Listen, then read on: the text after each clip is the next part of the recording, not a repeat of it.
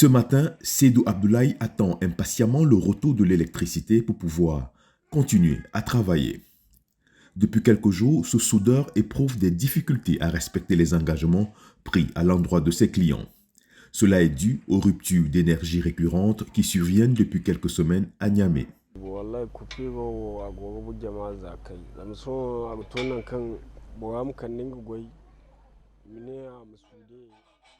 Comme vous pouvez le constater, on est bloqué par la coupure d'électricité.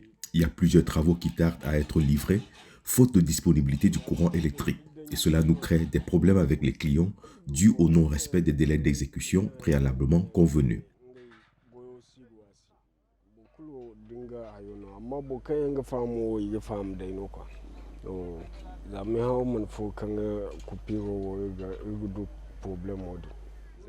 Plusieurs autres travailleurs sont victimes de ce phénomène. C'est le cas de Dodji et Abdulrazak, respectivement coiffeurs et couturiers. Leurs activités sont impactées par les ruptures d'énergie en cette veille de la fête de Ramadan, période durant laquelle ils sont généralement très sollicités. S'il n'y a pas l'électricité, on ne peut pas travailler. Aujourd'hui, on n'a pas moyen d'avoir au moins un groupe électrogène pour pouvoir alimenter. Ici, il n'y a pas, la Nigélec coupe, donc c'est toujours problème. Aujourd'hui, par exemple, je vais dire, c'est depuis apparemment 14 h et c'est vers 20 h là que l'électricité est revenue, donc bon, on ne comprend pas. Vous êtes dans un atelier de coiffure, donc de 14 h à l'heure là, on n'arrive pas à travailler, donc c'est gênant.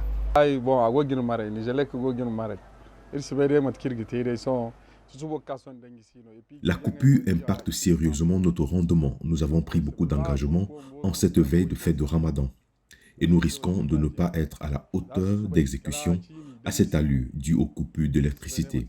Malheureusement, toutes nos machines fonctionnent au courant électrique et c'est un handicap pour nous.